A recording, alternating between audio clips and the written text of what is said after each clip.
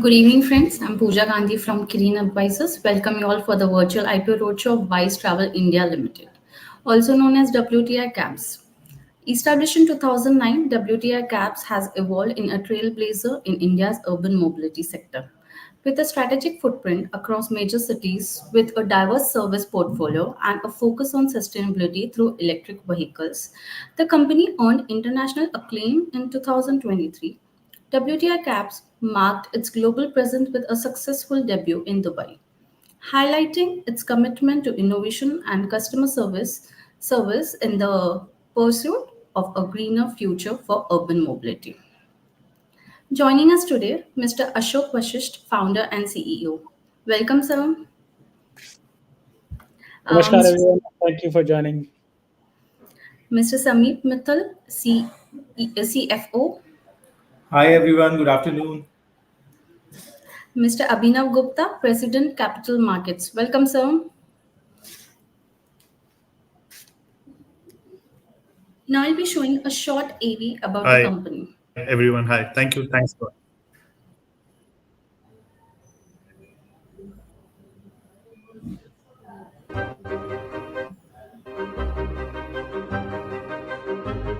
In 2009, WTI Cabs began with the dream, a vision to redefine urban mobility across India. Guided by the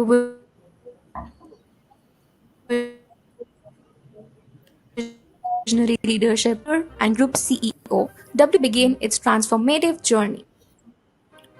Soon after inception, WTI showcased its prowess by managing the grand scale of the 19th Commonwealth Games transportation in 2010. By 2012, WTI's mark was seen across 7 metros, and with the acquisition of India Fleet, its foundation grew even stronger. Growing rapidly by 2014, our fleet had expanded to over 2,500 cabs, extending services by acquiring WinCabs and SmartRide.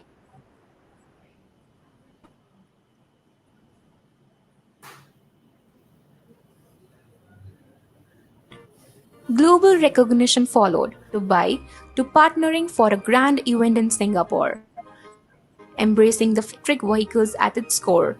Rooted in social responsibility, we are proud of our Women Driver initiative, challenging norms and empowering lives. 2021 saw us move into smaller cities, taking our premium services beyond metropolitans. And soon after, the global stage beckoned. With 17 dedicated airport counters, we are there for travelers at every step. Today, we are present at more than 250 cities, having a fleet of 7,000 plus. Parallelly, our management training program molds the leaders of tomorrow, ensuring WTI's ethos thrives. 2023 is said to be monumental. WTI Cabs goes global, launching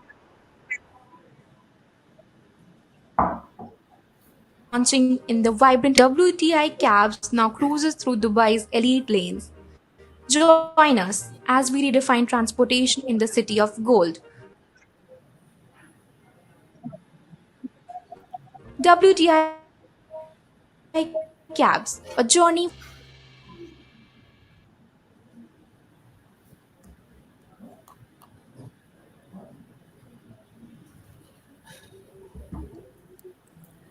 Now I request Mr. Ashok ji to give detailed presentation of the company. Over to you, sir. Thank you very much. Thank you. So let me start with the name itself as to what WTI denotes for. And if you see that Wise Travel India and why this name Wise Travel India and how it started. So you all are aware that there's a lot of process which goes behind when you decide on a name and you have to file with the ROC.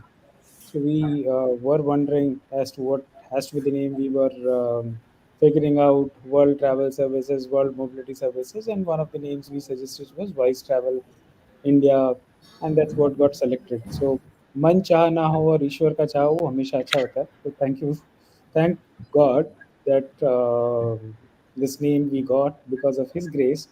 And if you see that I in WTI is small with a red dot, So I denotes ego, and we are in a service industry. So one of the important aspect in which I tell all my colleagues, and this is first time that I'm revealing outside, that I stands for ego, and ego in service industry has to be very very small because you're servicing your customers, and that is what the principle is when you're servicing your clients. Now, coming to the small presentation that I'm supposed to talk about as far as WTI is concerned. So, 2009, we got incorporated somewhere in April 22, and business started in September. Uh, like any other company, we were very sure that we would like to go in B2B space because B2C was a different market at that point of time. We had radio taxis and a couple of other companies which were into that domain, but we started B2B, and we managed Commonwealth Games during that time. uh, which I think the slide is gone from here. If you can prevent it, please. So in 2010, we managed the complete ground transportation for Commonwealth Games, and we were only a year old that time, as far as organization is concerned.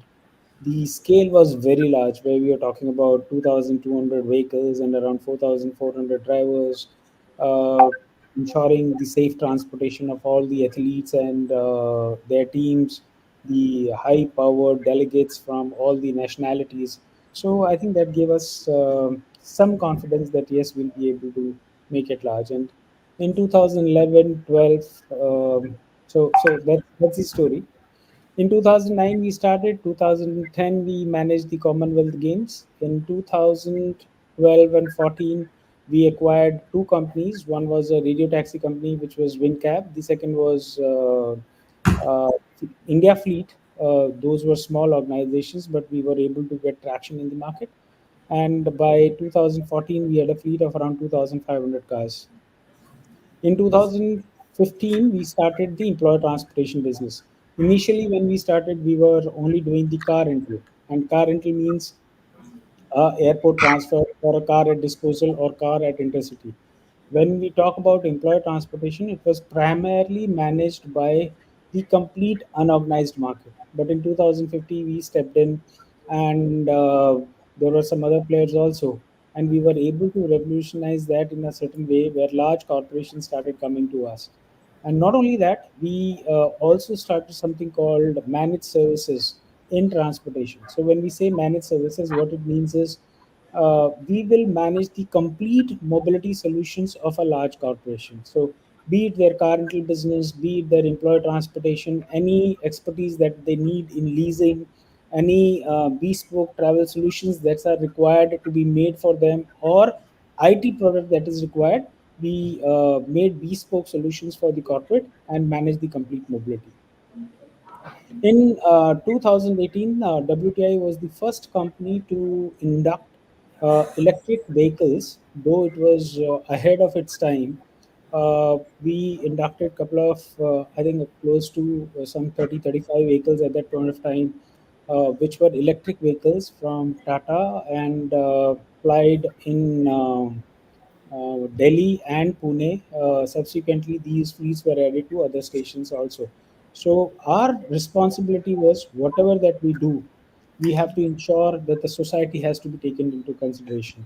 And I'm happy here to announce that not only in transportation but also we tied up with Mahar Regiment of Indian Army in 2018-19, planted somewhere around 1,25,000 trees in the drought-prone area of Aurangabad, to add to the sustainability quotient of our organization. So in 2015-16, we were awarded as one of the best companies as far as B2B travel mobility solutions are concerned. We took a deep dive in 2020 and 21, for the reasons known to everyone. Because of COVID issues, our industry was worst hit, and that was the time we took a decision that we will get into the government projects, and we got moving to 250 small cities in every nook and corner of the country. So we started 250 cities in the country, started the government projects, started working with ports, started working with airports, and we came back in 2023, where we were able to come back to the revenue figures of 2020 and 24. Of course, I think we thanks to the team in the background who are working day and night to ensure that uh, we are able to achieve some significant milestones in the mobility industry. Next, please. Next. So these are we are primarily into B2B business, and these are some of the large names which are Fortune 500 companies we are catering to. These are very very few names. We have more than 500 plus customers whom we are servicing for employee transportation or for car rental or complete managed services when it comes to. We have not mentioned the government clients here, but now we have clocked many government accounts as well. Next.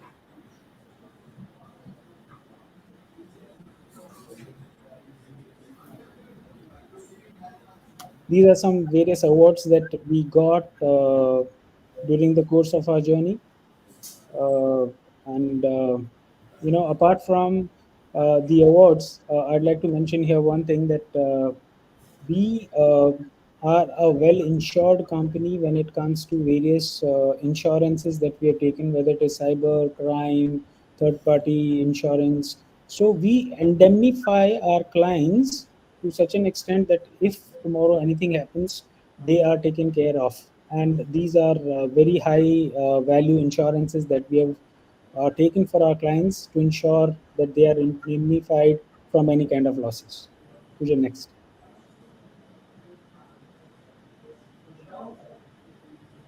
So this is the management overview. Ashok Vashist, Vivek is my co-founder, and Hema is my co-founder. So we all started together. At one point of time, we used to work together some 25 years back. 2009, we started this organization, and that's in short. So rest, I think, is history. Next slide. Manish Kumar Sharma, Akhilesh Agarwal, Janardhan Pandey, they are independent directors in the organization, and they have real credibility in their own fields.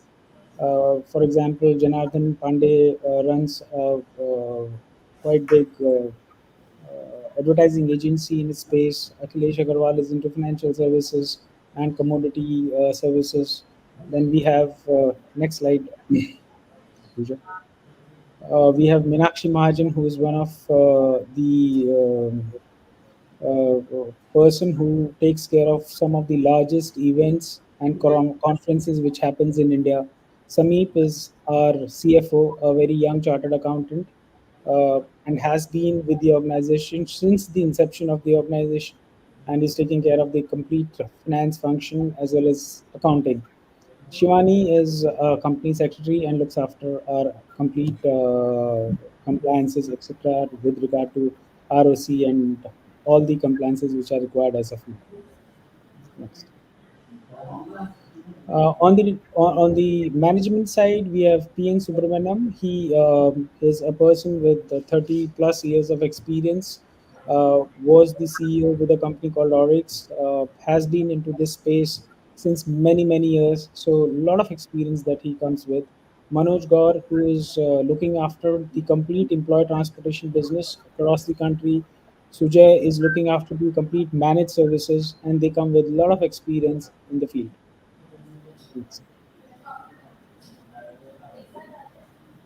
So these are various services that we offer. One is car rental services, and I have explained you earlier, which means airport transfer or car on disposal. Fixed or monthly rental is when you give a car or a vehicle or any vehicle on a monthly subscription for 6 months or 1 year or 2 years. Then we have event which we manage. So there are a lot of events which come in the city, and we manage those events. Mobility tech solutions. That means there are many organizations to whom we have already given our tech solutions. So in that space, our tech is being used to move around their cars. For example, many organizations, they buy their own car, and then they realize, oh, how to manage it. So we have developed bespoke solutions for the organizations to manage their own fleet. Employee transportation service is home office, home pickup and drop, which we have spoken in length. Premium airport car rental counters. So we have 17 airport counters across the country, uh, and these are premium car rental counters. So they are inside the terminal building on the arrival hall. People come, they book their cars, and they utilize our services. Cutting edge mobility tech solutions is, the car rental business looks very simple, but when it comes to actually managing this business, there are many variables, and variables like you have a customer, you have a driver, you have admin department, you have a facility department, you have a sales department, you have users, and what kind of distance has to be covered. There are thousands of variables which are to be computed when you are making a routing or a rostering software. For example, in a city like Bangalore, when you sign a client who has got 1000 employees working on one premises, there are service level agreements where they say that their employee cannot travel more than 90 minutes in a car, and we have to ensure that the car is fully utilized also. So when I say utilized, what it means is that capacity of a car is 4, 6, 12, whatsoever, but maximum number of people have to be there without compromising on the fact that car can or the vehicle can go more than 90 minutes during that. So the amount of study that we have to do is enormous, because in each city the speed is different. For example, in Bangalore, in the morning hours from 7:50 till 10 o'clock, in some of the major CBDs, the speed is only 6 kilometers per hour. Based on that, the entire routing, rostering, what is the distance of the person, all that has to be taken into consideration, and that's how the algorithm of your tech has to be built in. There are a lot of organizations where we have given strategic and consultancy advisory on mobility. For example, with ENY, with PwC, we got in a relationship with them where we did a complete study and submitted our white papers for them. Similarly, in end-to-end employee transportation or managed services, as I've stated earlier, for example, there are some 3,000 or 4,000 employees. We study the complete DNA of your organizations in terms of mobility. Once we study that, we submit a white paper with the organization in terms of what kind of SLAs can be defined, what kind of pricing, how much economies will be able to bring into your business. So that is something very important. Without compromising on the quality of service, maybe enhancing the quality of service also at the same time. If you are able to bring some efficiencies, that's where WTI comes into the picture. Otherwise, car can be provided by anyone. So the difference is that we just don't jump into any business. We do a study, we do analytics of that business, we do a study of that business, we prepare a white paper, we submit it. All the stakeholders in the organization, they are brought at one place, because this happens to be either second or third largest expense in any organization. Mobility, as it is in personal lives also, is the second highest spent in my life or in your life. Fleet management services, let's say you any organization has got fleets which they have purchased. We manage those fleets. We have a separate fleet department for doing that. Sustainable mobility, we were the first company to deploy electric vehicles in this space, and we are committed that in next 3 to 4 years, the complete fleet that we operate will be on sustainable fuel. I'm not saying EVs. What I'm saying is sustainable fuel. It can be either hydrogen, it can be EVs, it can be a mix of ethanol and petrol, because there's too much of little knowledge which is available as far as how the fuel consumption, or how what kind of fuel has to be used in the vehicle. For example, today, there is E10 fuel which is available on almost all the petrol bunks. We are not even aware as to what E10 is. Actually, E10 is mix of 10% ethanol into the petrol. But by April 1st, there'll be E20, fuel which will be available, petrol which will be available, which means 20% of ethanol is mixed into the petrol. Now, we will have to make a lot of changes in our engines, and that is something which is hidden. I don't know for whatever reason. There'll be some changes in the engines, there'll be some converters which will have to be put into the vehicles, but these are few things which comes from the knowledge or from the experience that you have been driving with. Community commute is something which will reduce the traffic on the roads. So what we are saying is connecting the residential condominiums with the corporate business districts. For example, in Delhi, if you talk about connecting cyber city with Dwarka or with other areas where you can pool in all the resources, fly some good buses or maybe big seater cars that will be able to drive sustainability, that will be able to decongest the roads.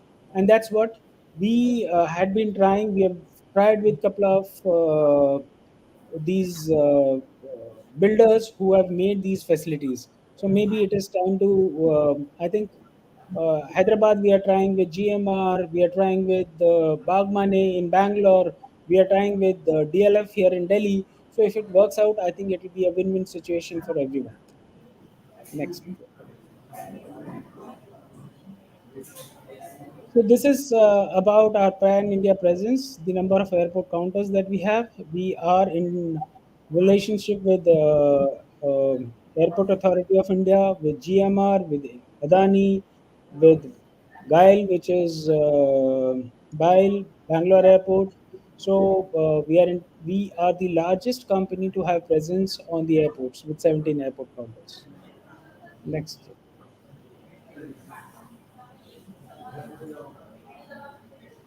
Next, please.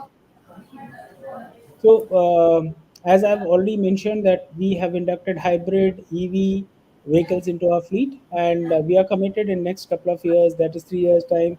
We would like to replace. We would like to ensure that the enough infrastructure is created towards the charging stations, toward the production of electricity, and we are able to charge our vehicles.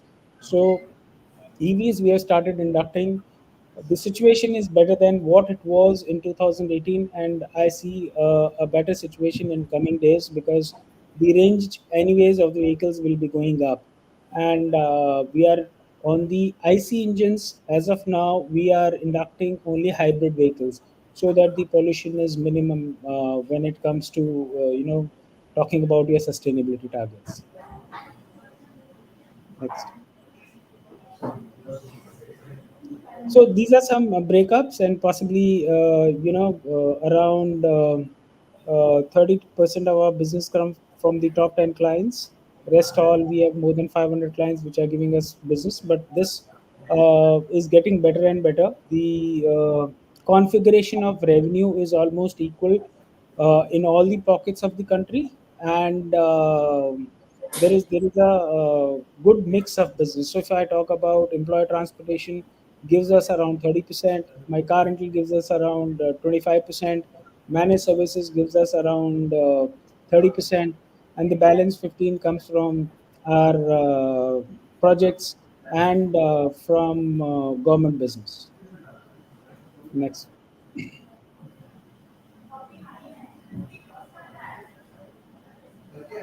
So these are some of the facts which are there as far as the car rental market is concerned. So if we talk about car rental is valued at around 61.28 billion in 2021, which is going to go up to 97.23 billions by 27. And the CAGR is around 8%. So what we need to do is we have to acquire, to just give you a simple number and simplify this entire maths. In India, we have around 50 lakh commercial vehicles. I'm talking about four-wheeler, not about the large buses. So we have more than 50 lakhs commercially registered vehicle, which gives around 400 lakh crores of revenues in a year. Now, this is which is done by the commercially registered cars. Equal revenues comes from the non-registered, from the private number of cars. Now the opportunity is humongous, because what we need to do is we have to work on organizing the unorganized market. So as a philosophy, I think our organizations work on inclusion and not on disruption. Something disruption is not which is in our blood. So what we ensure is that we include people and develop the business rather than exclude them. So that's something which is different from what market is doing as of now. Now, in terms of global internet usage, I think there's nothing rocket science about it.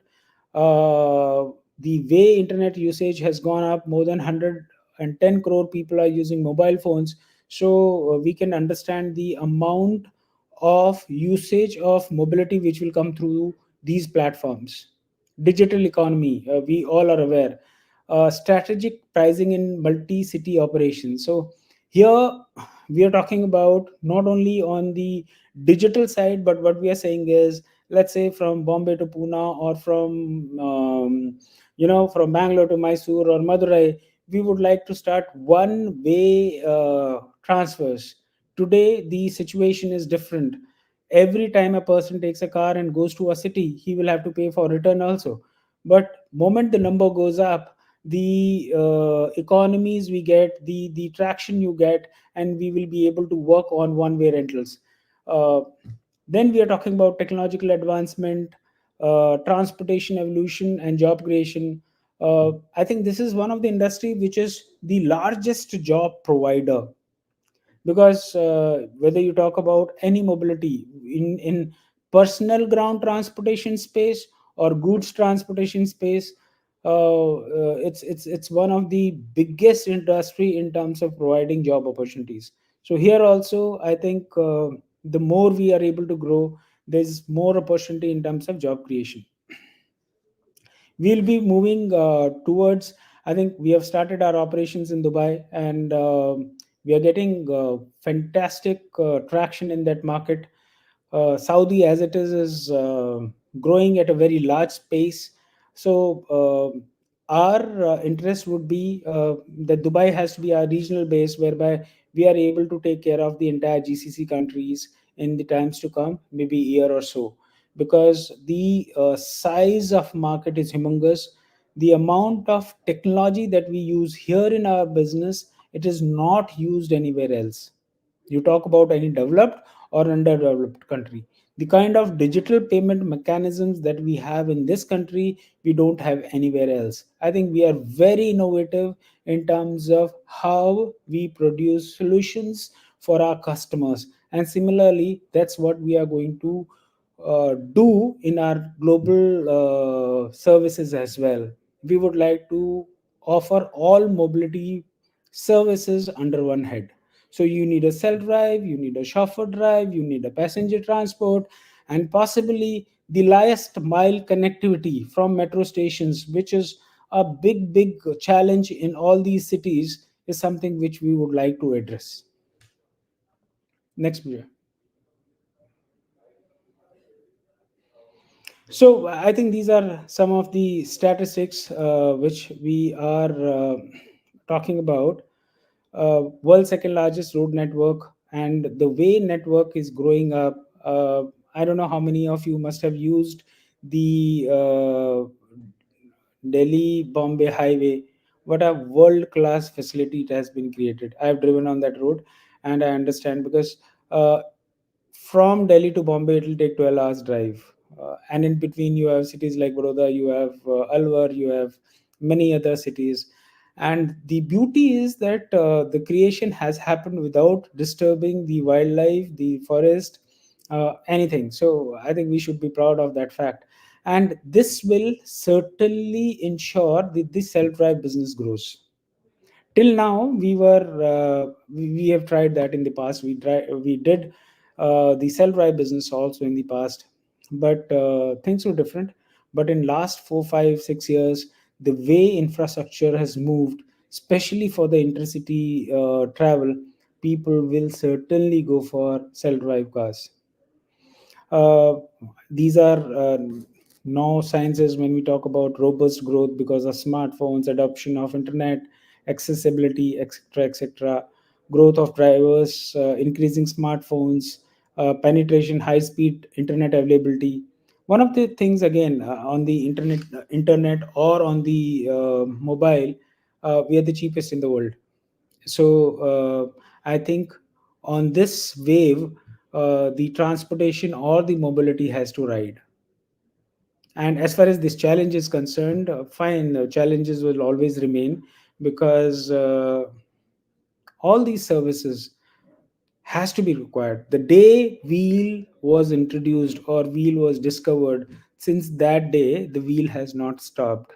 There may be thousands of challenges. There were challenges in the past, there'll be challenges in the future. The wheel will not stop. There may be a pivoting in terms of how the business model changes, but that, I think, we have to keep our eyes and ears very very close to the market space, on the ground, to understand what are the challenges, but the wheels will keep moving. Next, Puja. So these are the various key opportunities in India and other cities. We are talking about expansion into newer countries. I spoke about it. Consolidation and acquisition. Though this is one considered as one of the best inorganic way of getting growth in the business, but it takes its own time, because I have done that in the past. It takes a lot of time. However, if you get the right kind of company, we will be more than happy, and it will be mostly in the regional pockets, and maybe in the international markets if we are able to do so.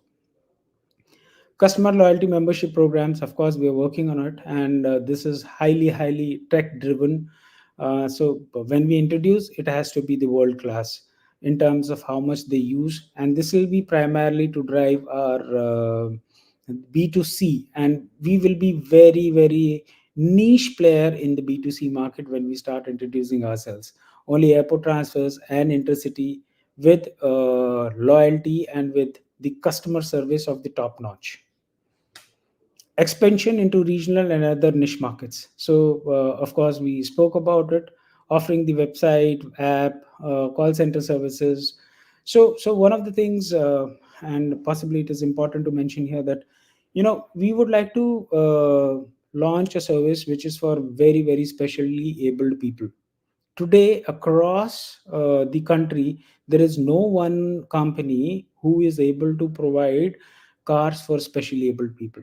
So that's something which we will start introducing, and we will ensure that even specially challenged people are able to utilize our services across the country, because there'll be some specification in terms of how the car has to be, or the vehicle has to be modified.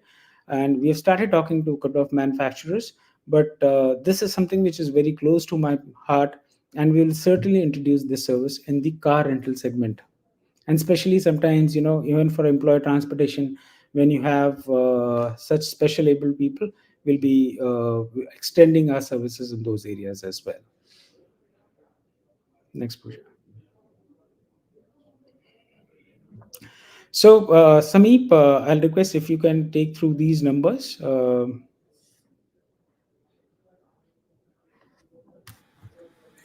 So these are the numbers we have achieved in financial year. If you talk about financial year 21, we have achieved the turnover of 44 crores since there was a COVID, so we don't have to explain anything on this. Then in the year we moved from 44 crores to 90 crore business. Then in last year we have touched 250 crores, and then in the first half year we have crossed 190 crores, and we are expecting somewhere around 390 crores to 400 crores in the for the year ended 2024. Accordingly, our EBITDA and PAT is mentioned here. In financial year 21, we have a PAT of we have a EBITDA of 4.77 crores and PAT of 1.73 crores. So, and accordingly, in the financial year ended 2022, we have a EBITDA of 7.20 crores and PAT of 3.78 crores. Then last year, financial year 23, we have achieved the EBITDA of 18.95 crores and the PAT of 10.29 crores. And in the first half year, we have achieved the EBITDA of 21.93 crores and the PAT of 11.33 crores. Accordingly, the diagram is mentioned for EBITDA margin and PAT margin. Next slide. So here are the numbers for our standalone P&L account, which is not including our Dubai revenues. So our net sale for financial year 2021 is 42.27 crores.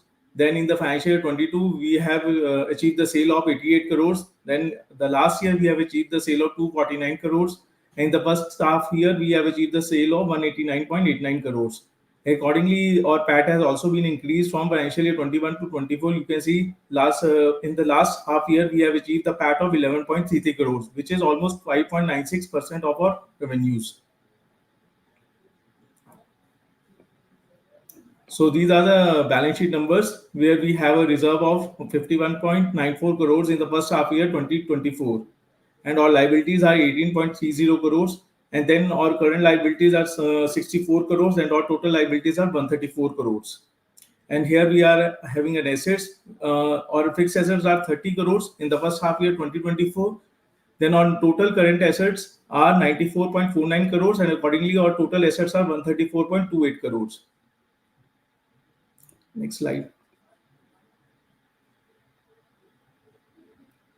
And then there are our cash flows. In the year financial year 2021, our cash flows are from operating activities are 11.56 crores. Cash flow for financial year 2022 2.85 crores, that is negative just because of the debtors outstanding. In the year 2023, accordingly, negative 8.52 crores. In the last half year, we have achieved positive cash flow from our operations, that is 13.20 crores. And the net cash flow, you can see as of now it is negative, but it will be positive by the year end. And we have the closing cash balances for the year and half year ended 10 crores. And these are the standalone key ratios, that is return on equity. You can see clearly that from financial year 2021, that is 7.32%, we have reached to 24.48% for the first half year. Accordingly, return on capital employed for the financial year 2021, it was 8.87%. Now we have reached to 21.42%. And our debt equity ratio is very optimum. In the last year, you can see it is 0.49%. And debt service coverage ratio is also 12.28 times. So we are almost having a very healthy financial balance, and accordingly we can easily pay our debt. These are the current ratios. In the financial year 2021, our current ratio was 1.37, and the last half year we have reached to 1.48%.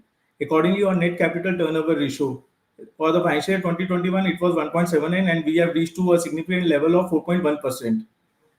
That is earning per share for financial year it was 1.07. Now we have achieved to 6.52 rupees per share, and book value post bonus it has been 29.90 rupees per share.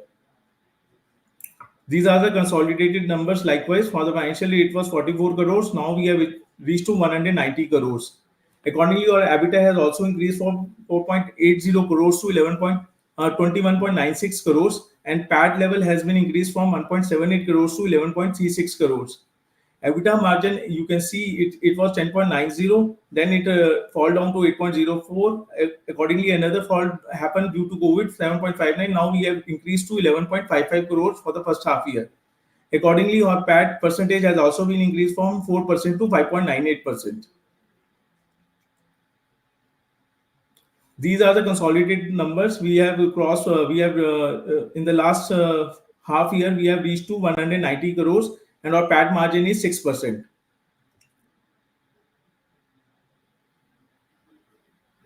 These are the consolidated numbers, which has a very minimum difference from standalone to consolidated numbers. And accordingly, they are cash flow numbers mentioned here. These are the ratios. You can see or significant numbers we have achieved. 24.56% return on equity for the first half year, 21.46% on return on capital employed, that is equity plus debt which we have taken, and we have a very healthy ratio of debt to equity, that is 0.49 times of our equity. And accordingly, we have a very healthy financial balance, that is 12.29 times for the debt which we have to service in the coming years. These are the current ratios, which is very good, 1.49 times. Capital turnover ratio is 4.10. Earning per share is 6.54 rupees per share. And then we have a book value, which is post bonus of shares, that is 29.89 rupees.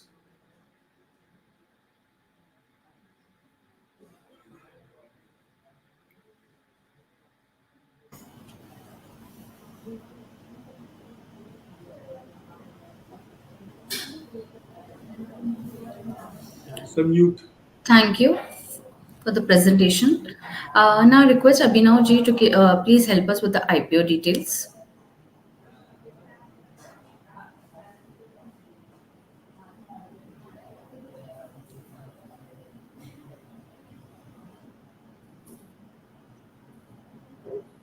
Thanks a lot.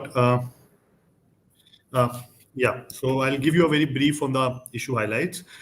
Thanks a lot, Ashok sir. Before I start, thanks a lot, Ashok sir and Sameep ji for giving a detailed description about the company and letting the investors know, all the future potential of the company. I would just like to add, Sameep ji mentioned that the cash, jokes apart, even on the cash flow from operations, we hope you continue to maintain negative working capital and grow further. So the more negative it Always. would be, the better the growth prospects would be, is what we assume, One of the what we principles, assume it to Abhinavji. be. And Yeah, yeah. One of the so principles, Abhinavji, here is, yeah. Sorry for cutting you, Abhinavji. So the principles here has been that we have never given any dividend to any of the promoters. The promoters are here working as employees of the organization. That was decided on day one, and on day one it was decided that they can become directors only on the day of AGM. Rest all, we all have responsibilities to carry out. Please carry on with your responsibilities. That's it. So that the ego doesn't come into their brains. And trust me, with sure. these funds coming in, we will be trustee of these funds than the directors or managing directors. So that is not the intent here.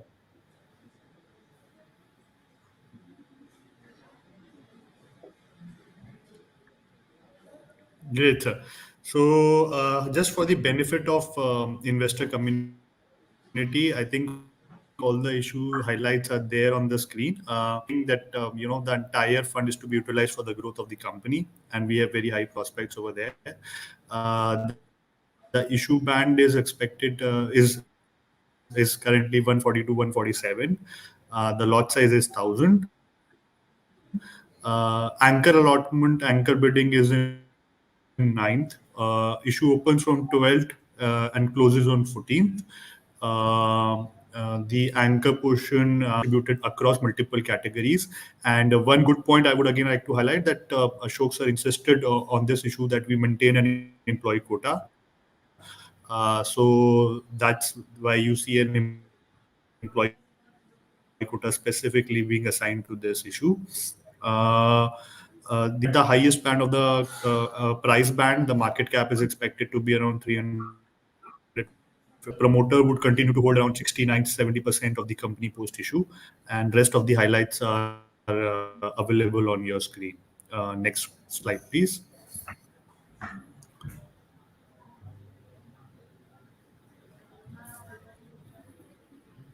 Yeah. So object of the issue is essentially to use the entire fund into the working capital perspective. The detailed descriptions of where the working capital is expected to be used is given in the RHP documents uploaded on Exchange. Uh, Essentially, the entire fund to be raised would be given in the working capital and some general corporate expenses. So I think that's about the objects of the issue and the issue highlights. From Thank you, sir, for sharing IPO details. Now we'll start with question and answer session. I request all the participants to please post your questions in the comment box.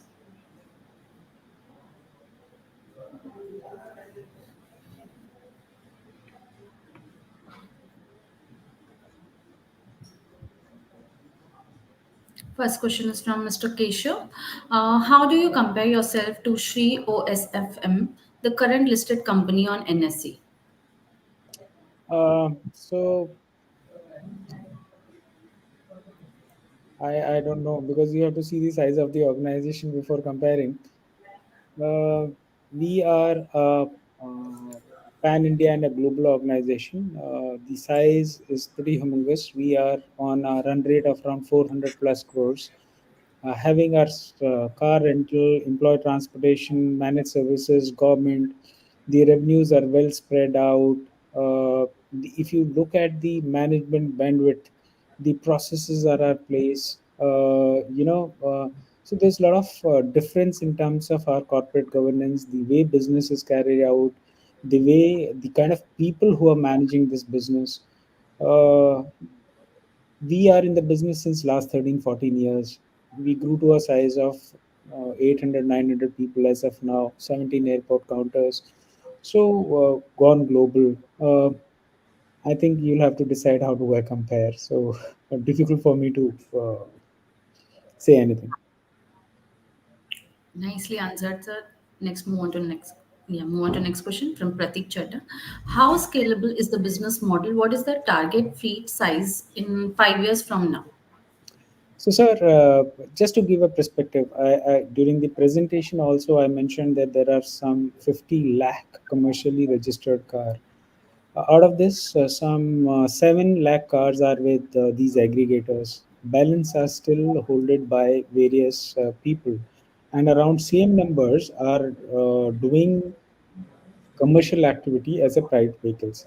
Size is humongous. What we need to do is to align with them, to make them our partners in business, grow them, give them the tech platforms, and that's how we wish to grow the organization. We don't want to disrupt. We want to include them in our growth story, ensure the livelihoods of all the people are carried out. And now our major thrust will be on the two-tier cities, on the governments, and of course, we are doing B2B. So it will be an inclusive partnership with all these people who are in the unorganized sector and trying to make them more organized. Okay. Move on to next question from Siddharth. Out of the total fleet of 7,000 plus vehicles, how much are owned and how much are on rental? So let me try and answer this. Ownership is with us completely, maybe not in the balance sheet. But if you see in the balance sheet, maybe 5% of the cars are owned by us, which are primarily the electric vehicles. But then we have four different models. One, the car which is purchased by WTI, which is in the balance sheet of WTI. The second car is DCO, which is called driver come owner. So this was again something which was coined by us. So we give him a fixed amount of revenue, and this guy, the driver, is with us and only with us. He cannot perform duties anywhere else during the 5 days. That is from Monday till Friday. Our utilization on Sunday and Saturdays are very very low because we are into B2B space. The second model is where you have a vendor who has got 5 cars, and the third one where you have a vendor who has got 50 cars. So, depending on the size of the business, we attach them and they are given a fixed amount of money. So, the duty is performed based on a commitment that we take from our clients. The entire training program, the entire SLAs, the upkeep of the car, the commitment to the customer is all our promise, and they have to ensure that they deliver, and that is how the entire arrangement has been worked out. The issue is, moment you have one model, you'll always fall prey to something or the other. So it is important that the entire business has to be bifurcated into small pockets. That's how this model has been derived. Okay. Move on to next question from Asha Shah. Sir, can you share the fleet bifurcation between ICE, hybrid, and EVs? So we have around 300 vehicles which are electric, and which we inducted 6 months back, because prior to that we had COVID issue. We were the first company in 2018 to buy some 30 EVs in this space.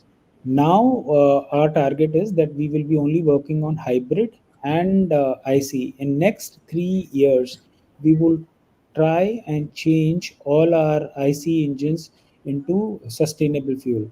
So there are a lot of studies which are being not studies. In fact, there are some projects which are going on hydrogen. There are some projects which are going on ethanol. There are some projects which are going EV also. The vehicles are coming with the solar panels on the roof of the car. So we will move to sustainability completely. However, the infra has to improve. We are also working with a lot of infra companies so that for intercity travel also, if we can use the EV part. Initially, we had lot of troubles when we bought our first lot, but things are improving by every day. That's one. Part two is today the cost of EVs are almost double the cost of any normal IC engine in the same category. But with economies, I'm sure we'll be able to derive the economies of scale as far as the price is also concerned. So 3 years, 3.5 years, we should be able to convert the fleet into sustainable fleet. Okay. Move on to next question from Weber. What is the contract type of the rest of vehicles not owned by us? So it's a they when it is a DCO or a vendor whatsoever. The car is entered into the system and the buck stops with us. The entire quality check, the entire compliances, the fitness, the permit, the insurance, everything is taken care of by us.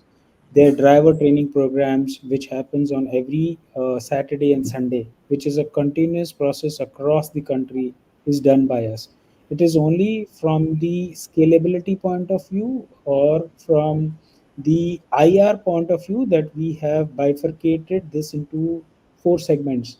Otherwise, uh, the best part is the buck stops with us. The responsibility of giving you service lies with us. So that's what is the difference between an aggregator and WTI, that we take the complete responsibility of your mobility. Okay. Move on to next question from Weber. How different is your business model compared to Ola and Uber? Uh, our business model is very, very customer centric. And when you talk about these aggregators, their business is very driver centric. They can drive a car which is 5 year old, rattling. The driver must have not even brushed his teeth and may come for the duty. He can cancel his duty. Those quality checks are not there. You are going to the airport, and you get into a very jittery kind of a situation that the cancellation will keep happening. The first thing when ओला और उबर driver comes कि sir आप ये trip cancel कर दो और उसके बाद में मैं आपको डायरेक्टली लेके जाता हूँ. This has started somewhere, but it'll be an exercise which will keep happening. It is not going to end. So this is because the model is driver centric, whereas for us the model is very, very customer centric. For us, his revenue is not dependent on how many trips he does. His revenue depends on we allocate duty to him, and he will have to perform it. And that is the reason every day the car has to be checked, there has to be compliance. And that is the reason the corporates or the delegates, when they are coming from various countries or high level delegates, they'll always use a car rental car. They will never use a aggregated car from Ola or from Uber or XYZ, because quality cannot be assured. Lastly, for example, you are a corporate, uh, I will make a bespoke solution for you. We will tailor make it. We will not give you something which is already available with us. So if your shoe size is 8 and your feet is 9, we will not cut your feet, but we will make a shoe which fits your feet. So that's the prime difference between the aggregator and WTI, where we make tailor make solutions for the corporate. Accordingly, we work it out. And for employer transportation, trust me, our model is much more economical if you compare it with any of these aggregators. In spite of all the halla that is going around, if you look at the kind of cash burn that happens, and why so? Moment they get onto their real model, which one day they have to. Today they are subsidizing the customer, incentivizing the driver. but somewhere that loss has to go some right. So that day, how this model is going to sustain is the question. So, but here we are talking about ensuring that we give a reasonable price, we ensure the customer service is delivered as per their requirement. Okay. Move on to next question from Mr. Darshil Zaveri. What kind of margin can we expect in this business? We are doing 6% PAT. Can we reach 10% PAT soon? Nice, sir. I'm sorry for being, upfront on this. See, the maximum improvement that we can do is close to zero point 0.5 to 1% in the PAT, and that too because of the selling and general expenses. Because of economies, that will come down. But 10% will be a very, very far fetched dream as of now. But I'm taking down your name. Would like to sit with you if I'm able to get some more inputs that how to increase my PAT from 6 to 10%. I think I'll be the happiest person. 1% goes to you, sir. We'll move on to next question. What will be utilization of 94 crores which you are raising from IPO? What is the revenue guidance for FY25 and FY26? And what could be PAT margin for some periods? So I think we discussed about this as far as utilization is concerned. We will be investing this in working capital because there's a lot of gap between what time we get the payment and what time we make to payments to our drivers. There will be a lot of expense which will be on marketing and IT because we have to make bespoke solutions as per our client. In terms of revenue, we are looking at 30 to 35% minimum growth in both the years, year on year. And that has been the history. If you look at without funding, also our CAGR is close to 35, 36%. Okay. Move on to next question from Mr. Keshav. Please give us a unit cost analysis for your different car models. So primarily there are, there are primarily two models which are in use. Maybe we can talk about a Krista and we can talk about a car like Swift Desire, which is in use. So Swift Desire for, and you know, it's very difficult to give you the unit cost analysis because it is based on utilization. One, a car is used for 10,000 kilometers in a month. There's another car which is used only for 1,500 kilometers in a month. However, just to make it simpler for you, let's take 3,000 kilometers. So in 3,000 kilometers, I pay a driver so close to 65,000 rupees a month in a car like Swift Desire. And that also depends on how old is the car, whether it is 2 years or 3 years or brand new car attached with us. Based on that, the pricing is worked out. And we approximately make somewhere around 75 to 80,000 rupees. Sometimes the arbitrage that we get is only on the kilometer level. So what I mean is, though we might have given him for 3,000 kilometers, but the car does only 2,000 or 1,000 kilometers. Similarly, we get arbitrage from the customers also. The customer takes it for 3,000, sometimes it runs for 4,000, or maybe sometimes it runs only for 2,000 kilometers. So that arbitrage is something which makes a lot of sense. Similarly, is the case with Krista or any other vehicle that we can talk about. In Krista, the cost has to be the earning has to be close to 1.7 lakhs a month, whereby the driver has to take home at least around 1.3, 1.4 lakhs per month on a kilometer utilization of 3,000. So this is a ballpark number. However, it is not as simple as it appears because the utilization in different pockets is different. Sometimes it is 10,000, sometimes it is 1,000. So the entire game changes. Okay. Move on to next question from Connection Network. Mr. Surendra Sharma from Connection. So, what is your process of adding fleets? Are you buying on your own, or we have tie-ups with drivers or fleet operators? So, sir, all three. So, we buy our own cars, specifically when you have a long term contract with the clients or when we have to invest into the sustainable vehicles. So, we buy our fleet. We also have lots and lots of vendor partners. So we invite them, they come and they buy cars for us, where we give them a fixed term of contract for 2 years, 3 years, 4 years, depending on what kind of utilization we expect or what kind of contract that we are signing with different clients. So all the models are prevalent. It is not one model. Okay. So More. Okay. Our next question is from Mr. Bumper Robert. Sir, in countries like ours, where majorities of electricity is generated by fossil fuel, does EVs will have any positive impact on environmental unless or share electricity grows from energy, green energy? Sir ये ना बहुत ही pertinent question है आपका, very very pertinent, because half of the Gurgaon runs on the genset and then we are charging our EVs from that. Today also 65% of the electricity is generated from coal, and then we are charging it and we are talking about sustainability. Very very valid point.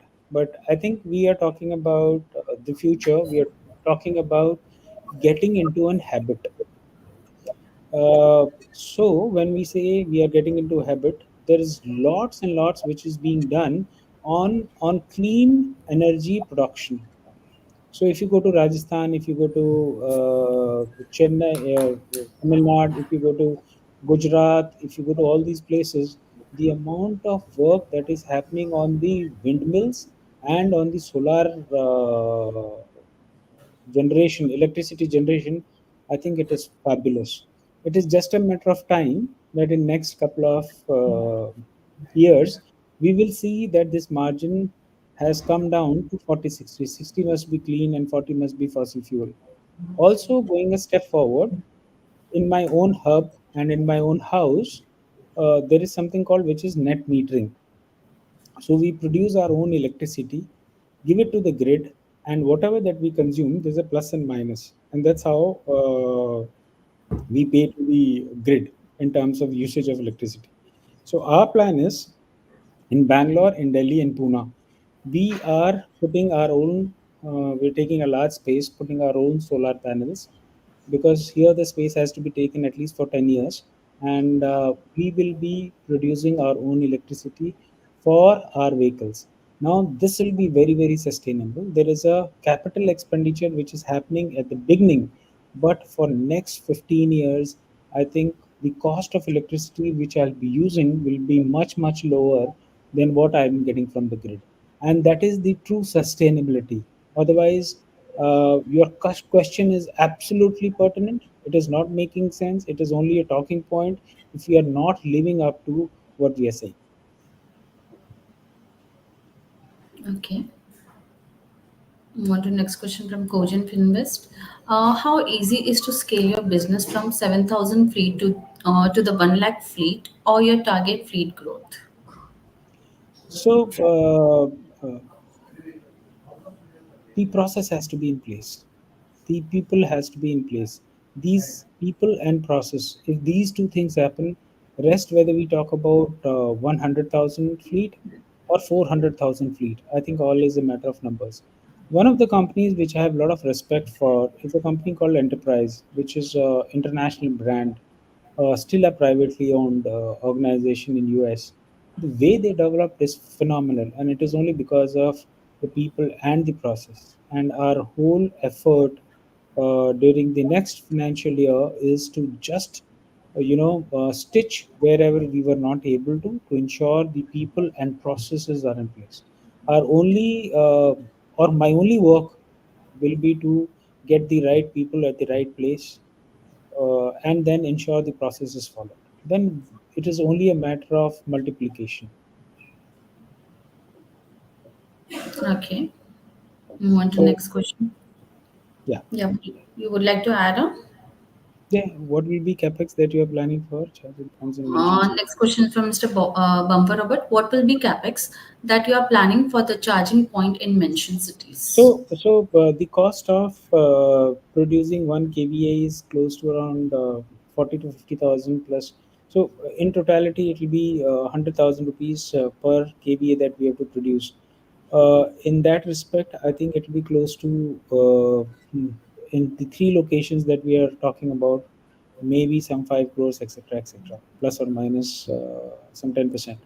So I think that's a capex, but can be easily funded because there are various sustainability funds which are available in the market who are willing to invest into this. And I'll tell you the reason, because each of the CEO, especially of these Fortune 500 companies, have their sustainability targets.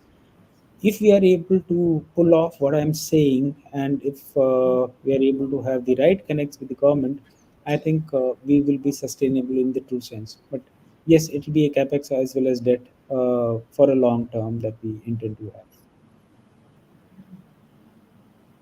One more question from Mr. Bumper. So, in terms of EVs, what is your outlook? As most of Ola's or Uber's drivers, a driver who rides EV, they are saying vehicles are giving up with 30k kilometers and maintaining them in headaches. Maintaining them is headache. Yeah, I got the question. So you're absolutely right on that. Uh, but you're talking about the vehicles which were purchased some 2 years back. The problem with these vehicles is the vehicles that I purchased in 2018, we sold it for 50,000 in 21, 22. Because the technology is changing very fast, the better vehicles are coming in. So these are some initial teething problems which are there. Let's take example. We are talking about only Tata vehicles as of now because there is no other sedan which is available in this space. If you consider MG ZS, which is electric vehicle, um, I think we have purchased many ZS MGs. They are not giving such problems. In Dubai also I experienced couple of EVs. I think the technology is there. Only thing is how the mass production has to be done in India. Government is gung ho about it. Just a matter of time. The right kind of sedan at least has to come into this segment. So as of now, the vehicles have started giving 200 kilometers, but this problem remains. There are two issues to it. One, the drivers are not given proper training as to how the vehicles are to be driven. That's one of the basic problems. The second is the vehicle also has a problem. So if both these are mitigated, I think we'll be able to take a course correction here. Also, when we buy the vehicles, what we do is we ensure the manufacturer has to give 2 days or 3 days training to our drivers how to drive the vehicle. But I will not say the problem is completely resolved as of now, but yes, over a period of time, this will get resolved. Because this is something which has to be implemented. This is a mandate. This is a mandate from the corporate. This is the mandates from customers and mandate from government. There are many organizations which may or may not do. They are only into EVs, but I think it's just a matter of time. For example, there's a product which is BYD. So BYD is able to run for 500 kilometers after one charge, and a good product. We have couple of them in our fleet. So just waiting for the right kind of car in the sedan category. Move on to the next question. One more question from Mr. Robert. Also, what is your view on recycling of batteries of EV vehicles? That would be a big challenge as it contains a lot of toxic chemicals. Sir आप मेरे को ना government से पिटवाओगे so that is for sure. You're absolutely right. Till today, we don't have the resolution for our computers, our laptops, our mobile phone e-wastage. We don't know what to do with that. So I'm not the authority to answer this question. Your question is very pertinent, but my ability to answer, I think today I don't have that ability to answer this question. and neither I have the solution for this. So let's see. I think these life of these batteries is around 7 years, and lithium, as it is a deadly and very very toxic. Possibly tomorrow it will become more deadlier than whatever pollution that we are seeing today. So I'm keeping quiet. You may ask next question. Move on to next question. Uh, f- from Vidya, what is your view on online cab services in India as we see many companies have ventured in? बहुत बढ़िया. I think it's a fantastic business. But my view is that cost of customer acquisition in this business is too high. That's the only view. And secondly, when your number goes high, you don't have control on the service delivery. That's it. If you are able to take care of these 2 points, I think the game is done. One is the quality of service delivery, and the second is if we have some way where the cost of customer acquisition comes down. And please let me know also, because I'll be very much keen if we can start this online without burning. मेरे को अभी तक भी वो burning वाला ना equation और math समझ में नहीं आता. Move on to next question. From Darshal Zaveri, driver compensation system can be elaborate. Basically, they are our employees. We allocate fixed amount to them, or it is verbally slaps. Variables and slabs. Okay. So I think it is fixed and variable. If a guy is coming and doing his duty for 3,000 kilometers and some hours, then it is fixed. If he's able to clock more kilometers and more number of hours, then it gets into the variable component. So Wait. either minimum or revenue sharing, whichever is higher. And our revenue sharing is close to 25/75, right, Samir? So 75% goes to the driver and 25% comes to the company. That's what the revenue sharing is when it comes to outsourced car. So we say, okay, you'll get 55,000 or 60,000 rupees, or 75% of the revenues, whichever is higher. Okay. Yeah, that's the fundamental action. I think we have covered majority of questions. One more question from Bumper. Sorry, sir, but there is no management is available to discuss on this matter. But you have answered these difficult questions without giving any false pictures. All the best for the IPO. Thank you so much. Thank you, sir. So Thank you. yeah, What we I have covered. believe is honesty still happens to be the best policy. So whatever possible, I'll try to be honest. Where I'm not able to answer, maybe I'll fold my hands and say sorry. So we have covered majority of questions. We'll conclude this meeting. Thank you, Ashok ji, Sameep ji, Abhinav ji, for giving insights about the company and IPO to the investors community. And thank you, investors who participate for the IPO roadshow. And Thank you again. ma'am, I would like to say that if there are any questions which our investors have, they can directly mail to us at the email ID cs@wti.co.in, and we will definitely reply back to them. Thank you. Okay. Thank you very much, and thank you for giving the patience hearing. Thank you very much. Thank you, and Thank namaskar. you. Thank Namaskar. you.